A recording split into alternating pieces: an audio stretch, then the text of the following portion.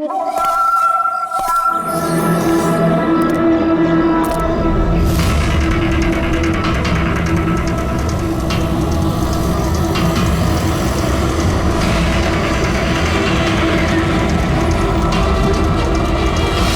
भाई, गाड़ी आगे ले।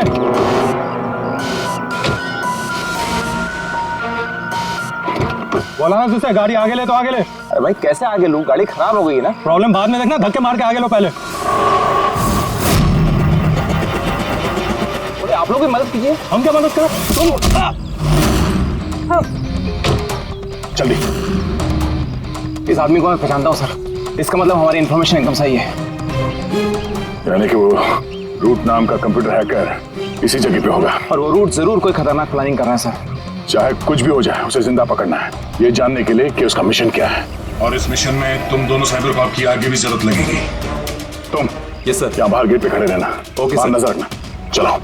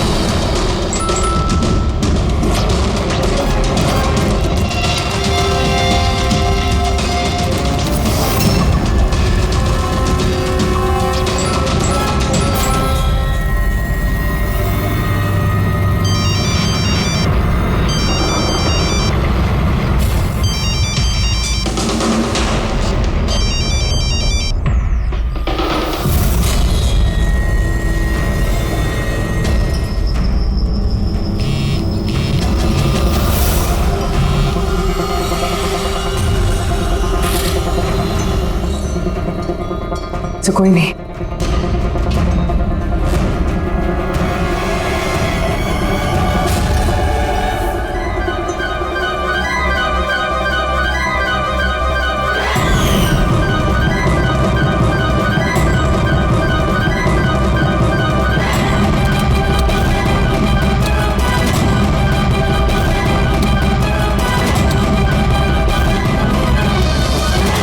आप रेडी? सर सब जगह देख लिया, यहाँ पे कोई नहीं है। खबर तो गलत नहीं हो सकती, यहीं कहीं होना चाहिए। चलो देखते हैं।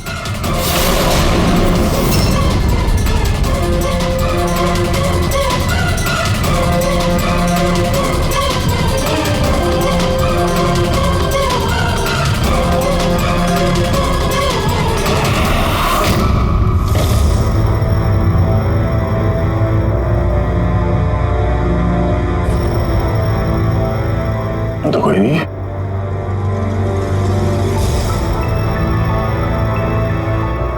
शहर अभी भी गर्म है, लगता है यहाँ पे कोई था अभी। मगर सर एंड मौके पे भाग कैसे निकला? सर हम लोग तो चारों तरफ से बंगले के अंदर घुसे, किसी को बाहर भागते हुए नहीं देखा है। सर, हाँ सर ये मॉनिटर देखिए, ये तो घर के आसपास की फुटेज चल रही। कहीं वो हमें देख के भाग तो नहीं गया? हो सकता है, वो ज्यादा दूर नहीं गया होगा। जरा इस जगह को अच्छी तरह से चेक करो, और पूर्वी इस कंप्यूटर को चेक करो, देखो क्या मिलता है। तब तक मैं गेट पे जाके देखता हूँ।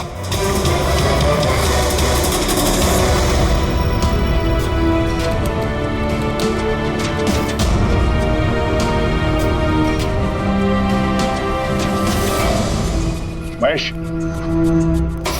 Mahesh, yes sir. ये रूट अंदर नहीं है, लगता भाग गया। तुम यहीं पे खड़े थे? सर मैं यहीं पे खड़ा था, मैंने किसी को नहीं भागते हुए देखा। यहाँ से कोई नहीं गया बाहर? नहीं सर।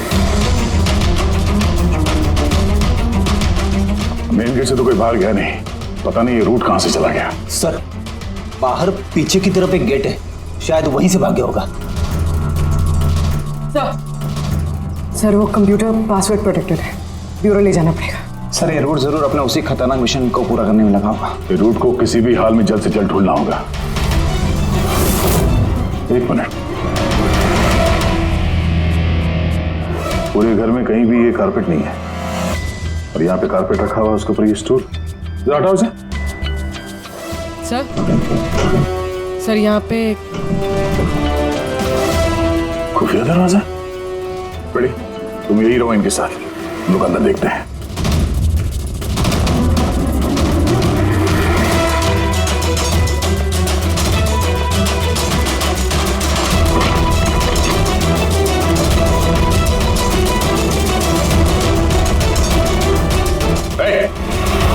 अब अगर अपने बचाव में कुछ कहना चाहती हो तो यही वक्त है।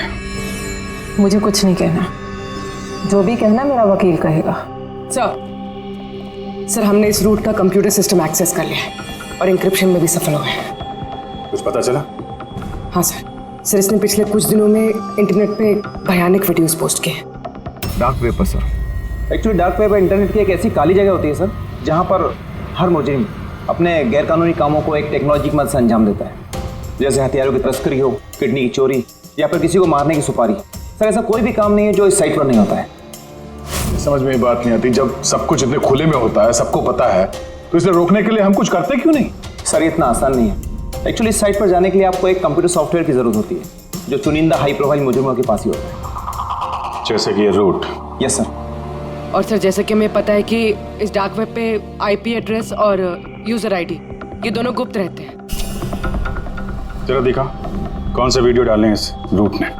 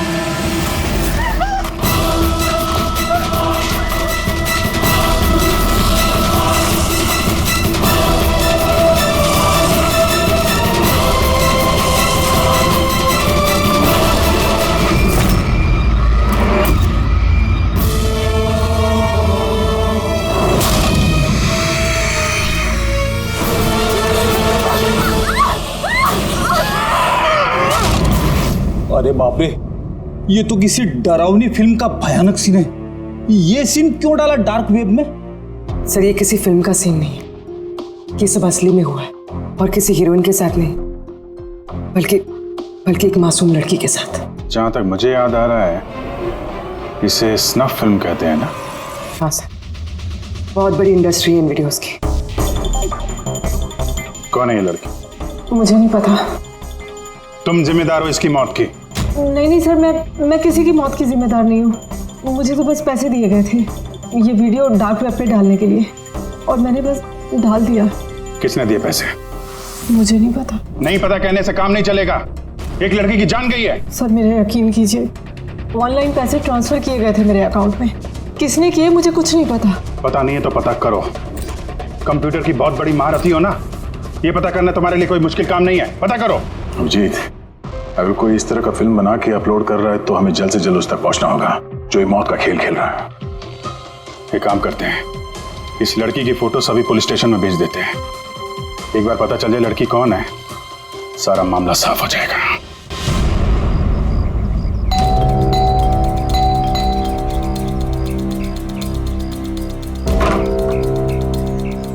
जी कहिए, किससे मिलना है?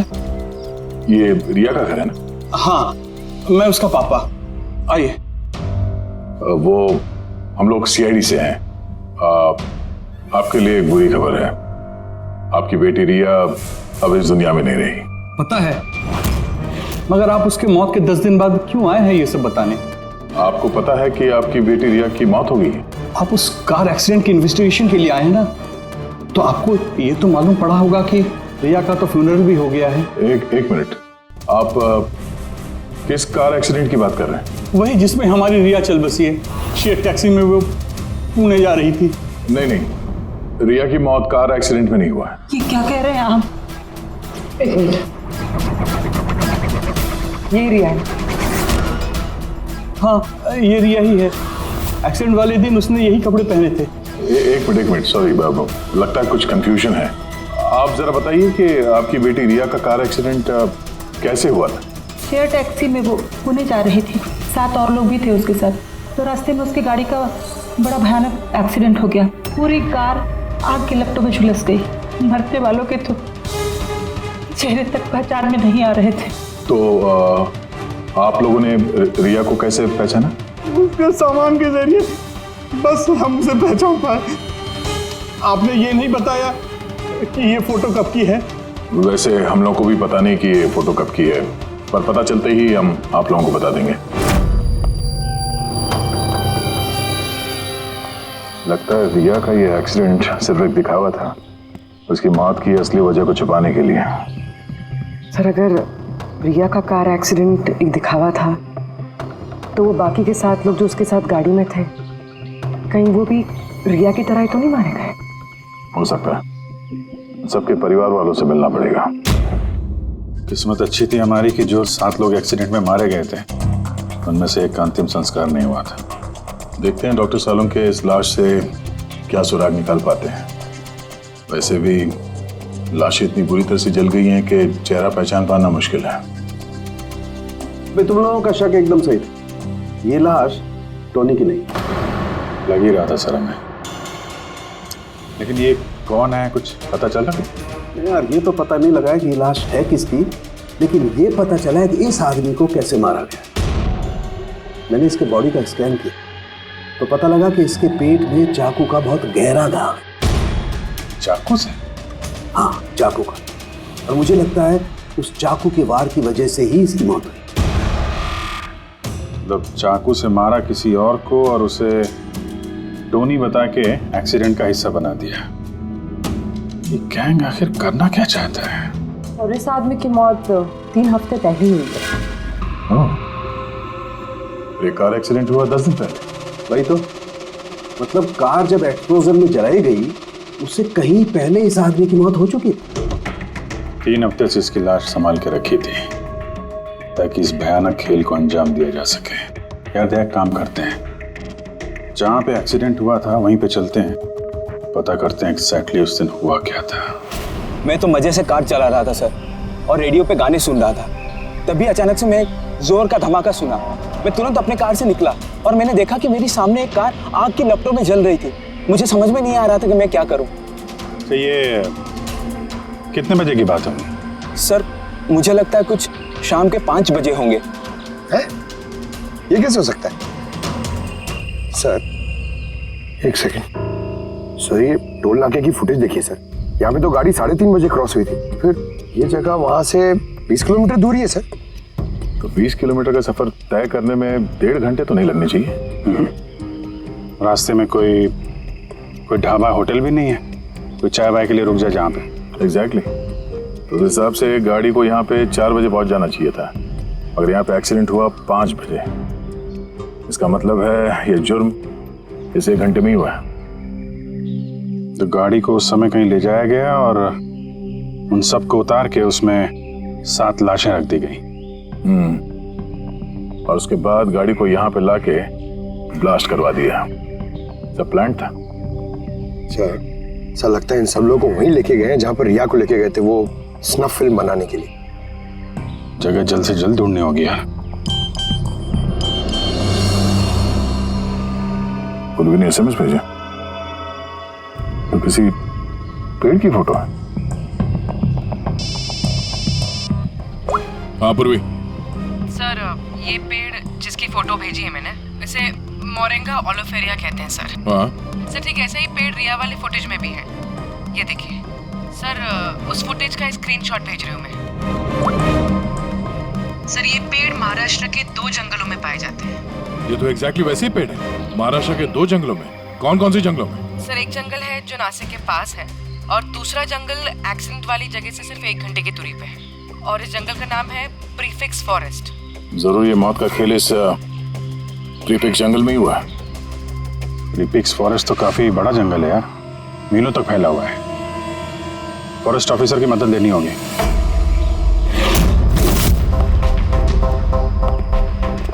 इस जंगल में ये सब हो रहा है, यकीन नहीं होता है। क्या आपकी इंफॉर्मेशन पक्की है ऑफिसर? पक्की नहीं होती तो यहाँ तक आते नहीं हम लोग। आप बताइए, कुछ हाल फिलहाल में ऐसी कोई घटना आप लोगों ने कुछ सुनी हो, कुछ देखी हो, जंगल के अंदर कुछ हुआ हो? बिल्कुल नहीं, और अगर ऐसा कुछ होता तो हम जरूर उस पर ध्यान देते। चलो कोई नहीं, फिर भी अपनी तसल्ली के लिए एक बार हम जंगल देखना चाहेंगे। श्योर। वैसे सर आप लोग पूरा जंगल देखना चाहेंगे? क्योंकि मीलों तक फैला हुआ है ये, इसमें काफी वक्त लग सकता है। नहीं, हम पूरा जंगल नहीं देखेंगे। हमें जंगल का वो हिस्सा दिखाइए जहाँ पे कोई आता जाता नहीं है, क्योंकि अक्सर सुनसान इलाकों में ही जुर्म पनपता है। Okay officers. विनोद, मेघना, इन्हें जंगल के उन इलाकों की दिखाने की जिम्मेदारी आपकी है। ओके? जी सर। Yes sir. सर एक सेकेंड। सर ये देखिए, सर ये जंगल का सबसे घना और सुनसान इलाका है। मेरी समझ से हमें यहीं से शुरू करना चाहिए। ठीक है, देखते हैं।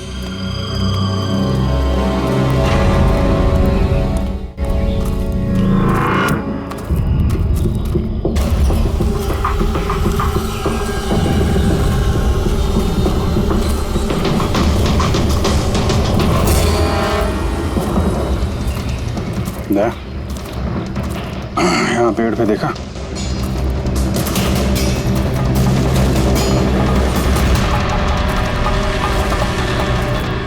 छोटा सा कैमरा। मतलब हम लोग सही जगह पे आ गए हैं। यही वो जगह है जहाँ पे वो फिल्म बनाई जा रही है। कैमरा ऊपर भी है, उस तरफ पैंड है।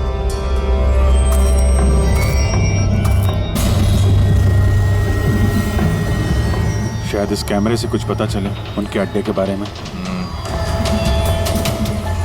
नहीं अभिजीत, ये तो हाई एंड वायरलेस कैमरा है।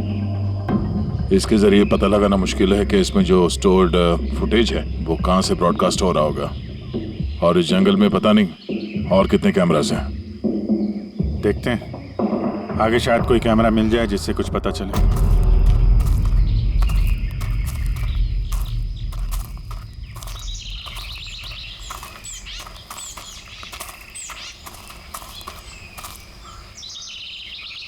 सर सही निशान देखिए, मुझे लगता है हमसे पहले यहाँ कोई आया है।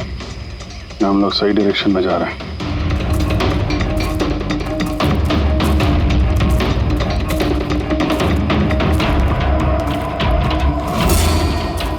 सर ये निशान यहीं तक है। सर इसका मतलब उनका अड्डा यहीं कहीं है।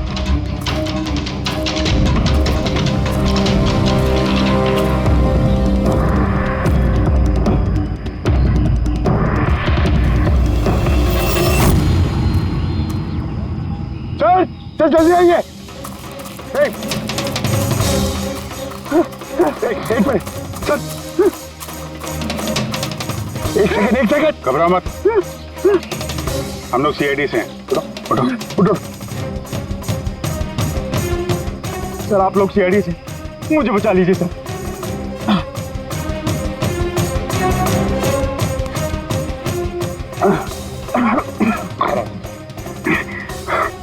यहाँ फंस कैसे गए तुम?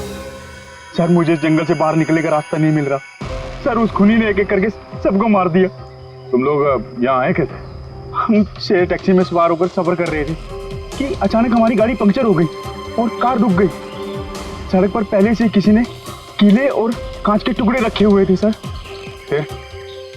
फिर इसके बाद कुछ लोग आए जिनके चेहरे नकाब से ढके हुए थे और जब तक हम कुछ कर पाते उन्होंने हमें बेहोशी के इंजेक्शन लगा दिए।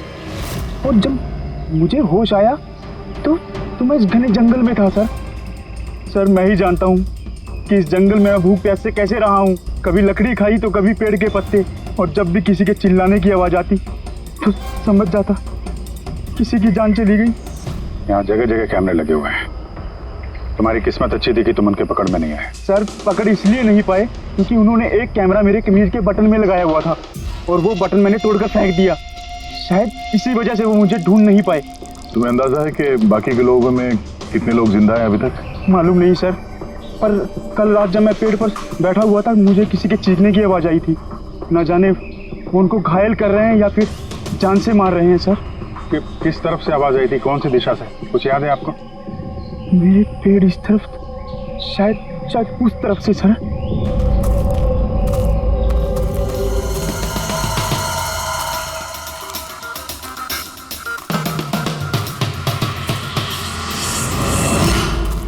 सर खून।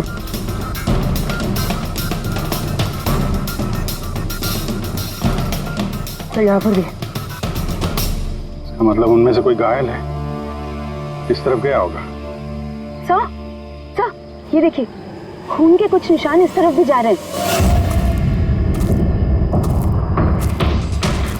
इस तरफ भी खून का निशान है और इस तरफ भी, दोनों तरफ है। दोनों तरफ देखना पड़ेगा। पंकज, पूर्वी, तुम लोग इधर देख लो, हम लोग इधर देख लेते हैं। विनोद, तुम इनके साथ जाओ और हाँ, हर आधे घंटे में अपडेट दे देना, ठीक है? आप आइए।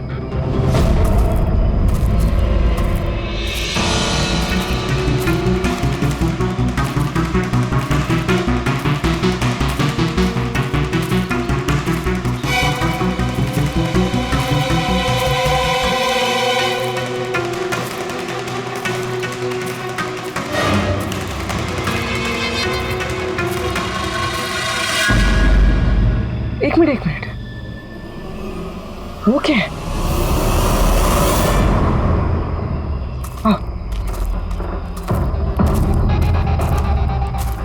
घर, शायद घायल विक्टिम ने यहीं पर पनाह ली हो। जंगल के बीच में घर, मगर नक्शे के हिसाब से तो यहाँ कोई घर नहीं था। हो सकता है ऐसे फिल्म बनाने वालों को ऐसे लोकेशंस की जरूरत पड़ती है ताकि उन्हें कोई ट्रैक ना कर सके। हो सकता है उस घर में जो घायल आदमी है वही मुजरिम हो सकता है पंकज, और ये भी हो सकता है कि आगे और भी कैमरास लगे हों। होशियार रहना।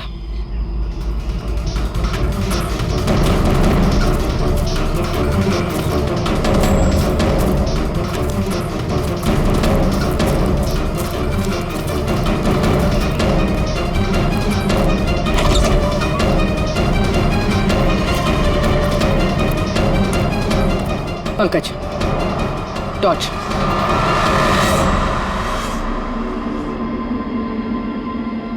ये घर तो एकदम हिंदी फिल्मों की डरावनी पिक्चरों जैसा।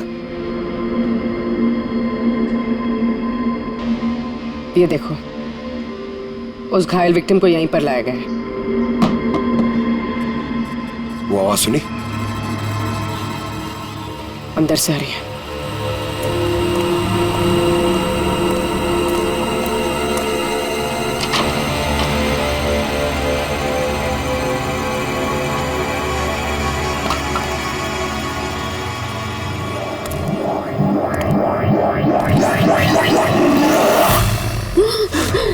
नहीं, छोड़ दो मुझे जाने दो।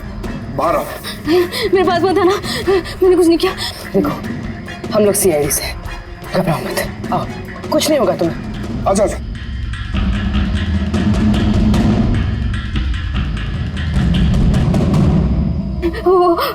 वो यहीं पे,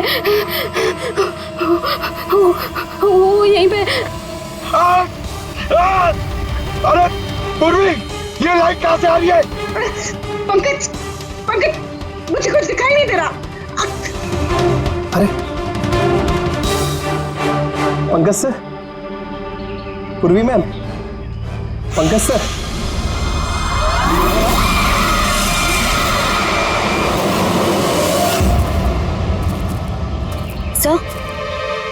खून के निशान तो यहाँ के खत्म हो गए। अरे ऐसे कैसे हो सकता है? घायल आदमी अगर यहाँ पर आएगा तो यहाँ से अचानक कैसे गायब हो जाएगा? शायद वो मुजरिमों के हाथ लग गया यहाँ इस पॉइंट पे पहुंचने के बाद। हो सकता है। पता नहीं मोहित के अलावा और कोई है जिंदा कि नहीं। 1 घंटा हो गया तो पूर्वी और पंकज का कोई फोन कॉल नहीं है।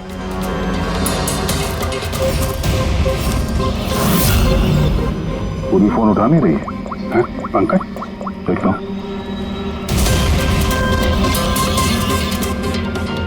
पंकज भी फोन नहीं उठा रहा है। अरे यार किसी मुसीबत में नहीं है दोनों? चलो चल के देखते हैं। चलो। यहाँ पे खून इस तरफ गए थे।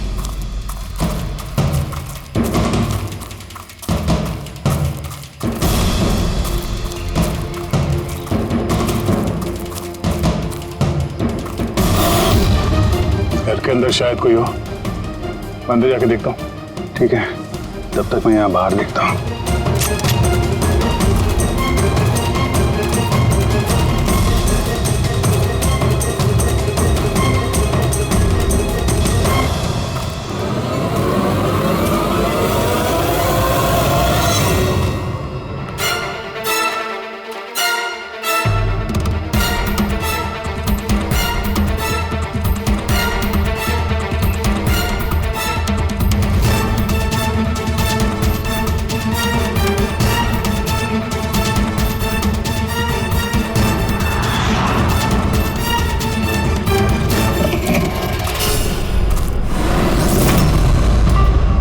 पंकज कब आए?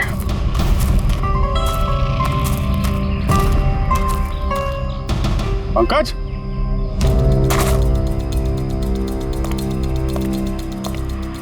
पंकज?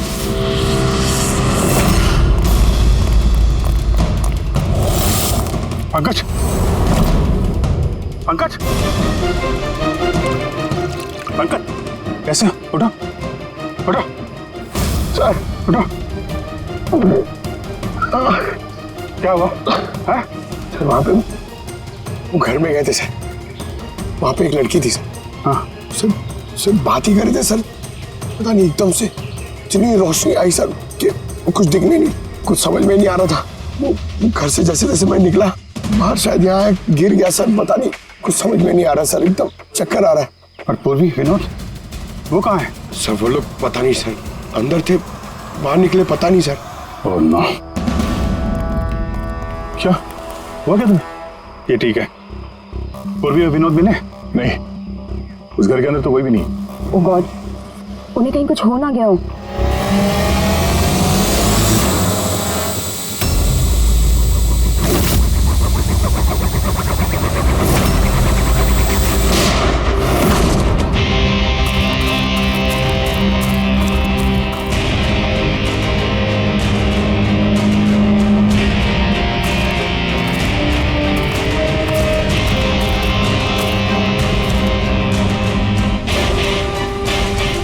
ये सब तो बड़ा मुश्किल होता जा रहा है। हमें वापस जाना होगा। चलो। क्या मतलब? देखो दया, हमें ये नहीं मालूम है कि अपराधियों की तादाद कितनी है, कितने कैमरे लगा रखे हैं यहाँ पे, कितने हथियार हैं उनके पास। ऊपर से हम पे हर वक्त नजर रखे हुए हैं। अभी फिलहाल हम उनसे मुकाबला करने की तैयारी में नहीं है। और पूर्वी उसे यहाँ पे अकेला छोड़ के चले जाएंगे हम? यार दया देखो, पूर्वी उनके चंगुल में फंस चुकी है। हम उसको बचाने जाएंगे तो हम भी नहीं बच पाएंगे। अभिजीत क्या हो क्या गया तुम्हें? कुछ याद है सीआईडी में हमें पहले क्या सिखाया था? यही कि सबसे पहले अपने साथी को पीछे मत छोड़ना, चाहे वो जिंदा हो या मर चुका हो। अरे यार हर लड़ाई रूल बुक के हिसाब से नहीं लड़ी जा सकती। हमें यह भी सिखाया गया था कि प्रेजेंस ऑफ माइंड का इस्तेमाल करना अलग अलग परिस्थितियों में। आई एम सॉरी, तुम्हारे इस थॉट से मैं एग्री नहीं करता। I am sorry. तुम्हें जाना है तुम जा सकते हो, बिना पूर्वी के मैं यहाँ इस जंगल से बाहर नहीं जाने वाला। जिद मत करो दया, हमें यह भी नहीं मालूम है कि पूर्वी जिंदा है कि नहीं। अभिजीत वो एक सीआईडी ऑफिसर है, इतनी आसानी से हार मानने वाली नहीं है। वो बेचारी अकेली लड़ रही होगी उन मुजरिमों से। और अब जब उसे सबसे ज्यादा जरूरत है हमारी। हम स्पीड दिखा के भागेंगे यार। ज्यादा जरूरी यह है कि जो लोग उस गिरोह के कैद में नहीं आए हैं उनको बचाया जाए। और तुम्हें पूर्वी की इतनी परवाह है तो जिद मत करो, मेरे साथ चलो, हम लोग अच्छी प्लानिंग बना के वापस आएंगे। चलो। इसे हो क्या गया सर? अभी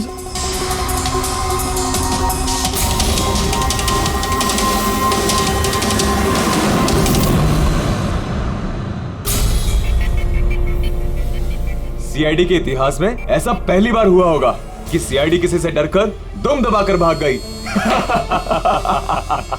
हाँ सर, पहुंच गए आप?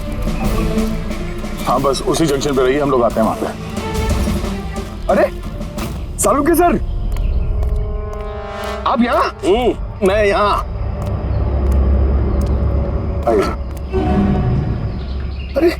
अरे तुम्हें क्या लगा हम लोग पूर्वी को ऐसे ही छोड़ देंगे जंगल में मरने के लिए? हैं? तो आपका और दया सर का झगड़ा झूठा था। जब अभिजीत ने वहां पे कैमरा देखा तो उसने मुझे इशारा किया। पता नहीं और कितने ड्रोन लगा रखे होंगे हम पे नजर रखने के लिए।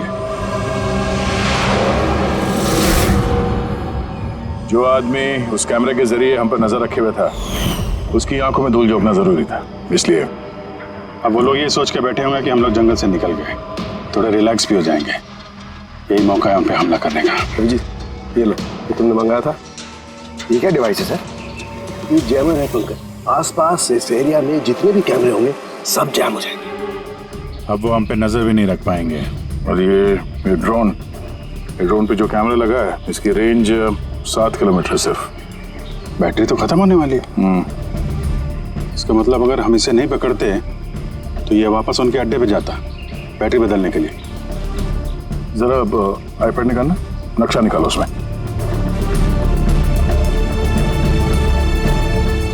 ये वो जगह है जहाँ पे हमें ये ड्रोन मिला था और इसके पास ही वो बंगलो है। लगता है यही होगा मुजरिम का ठिकाना।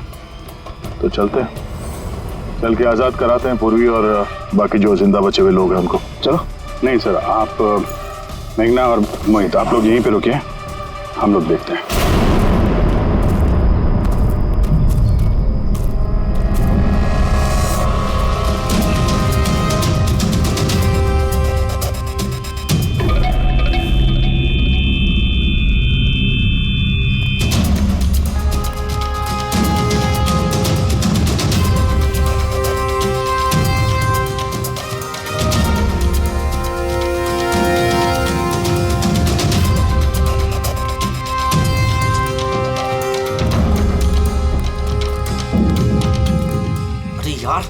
पूरा सिस्टम बंद कैसे हो गया?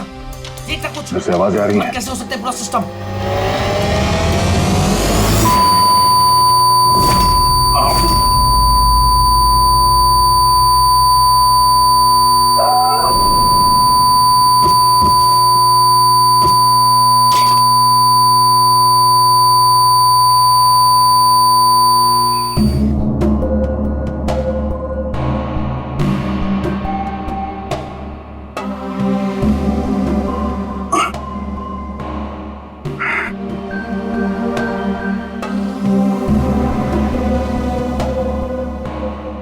पंकज,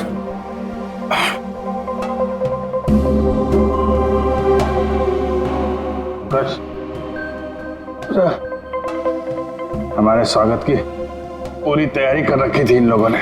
सर ये लोग अगर हमें मारना चाहते तो पहले ही मार देते। हमें मारते हुए क्या ये फिल्म बनाना चाहते हैं?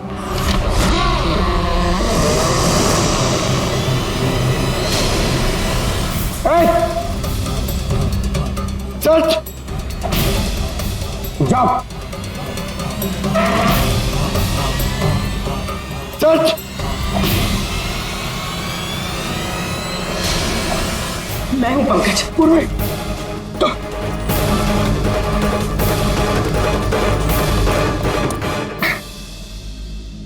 तुम ठीक हो? हाँ सर। वो लोग किधर हैं? सर उस तरफ।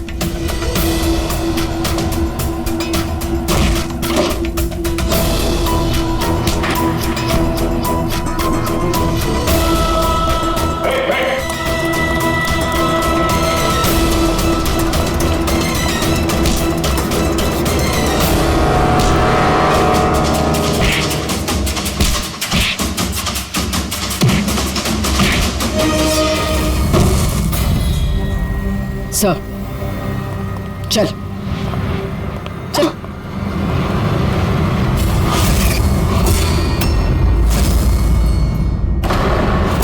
मेघना तुम? वाह, हमें तो लग रहा था कि हम मुजरिमों की आंखों में धूल झोंक रहे हैं। अब किसे पता था कि हम मुजरिम को अपने साथ ही लेके घूम रहे हैं। आप लोग यहाँ कैसे? किसने छुड़ाया आप लोगों को? सीआईडी को कैद करना इतना आसान नहीं। मौका देखते ही मैंने वो खिड़की तोड़ी और वहां से बाहर निकल गई।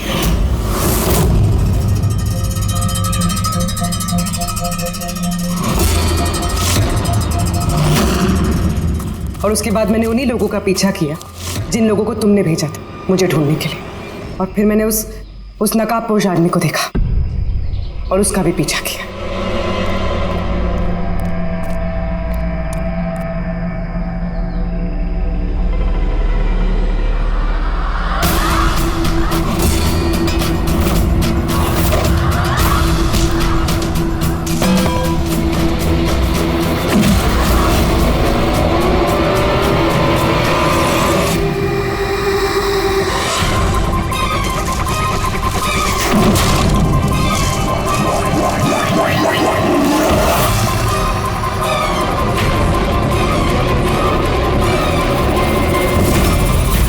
कुछ देर बाद जब मुझे होश आया तो मैंने देखा कि मगर इससे पहले कि मैं बाकी ऑफिसर्स तक पहुंच पाती, तुम्हारी उस सोनिक बूम वाली आवाज ने इन्हें बेहोश कर दिया था। वो तो मेरी किस्मत अच्छी थी कि मैं दूर थी और उस आवाज का मुझ पर कोई असर नहीं हुआ। और फिर मैंने सोचा कि क्यों ना उस नकाब को ही मैं अपना हथियार बना लूं। जिस बेरहमी से तुमने लोगों की जान ली है, तुम तो औरत कहलाने के लायक भी नहीं हो। अब ये बताओ, तुमने ये सब किस लिए किया? ये सब मैंने पैसों के लिए किया है सर। जितने पैसे मुझे इस काम के लिए मिल रहे थे ना, उतना तो मुझे अपनी जॉब में 5 साल में भी नहीं मिलता। और वैसे भी क्या फर्क पड़ता है, रोज इतने लोग मरते हैं, अगर 2-4 और मर गए तो क्या हुआ? तुम्हें शायद मालूम नहीं है कि तुम कितनी बीमार हो। बाकी लोग कहाँ हैं जो तुम्हारे साथ में थे? मैंने किसी को कोई नुकसान नहीं पहुंचाया सर, इतनी भी बुरी नहीं हूं मैं। और वैसे भी मैंने कोई भी खून अपने हाथों से नहीं करा है। मुझे तो एक औरत ने करोड़पति बनने का ऑफर दिया था जो मैंने एक्सेप्ट कर लिया। कौन औरत? बहुत अजीब सा नाम था उसका।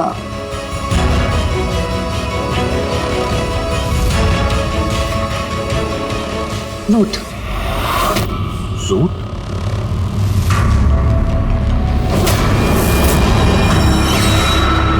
तो रूट है इस सब के पीछे मास्टरमाइंड। अब उसने ऐसा क्यों किया, उसका जवाब तो अब वही देगी। जहां तक तुम्हारा सवाल है, कानून तुम्हें कड़ी से कड़ी सजा देगा।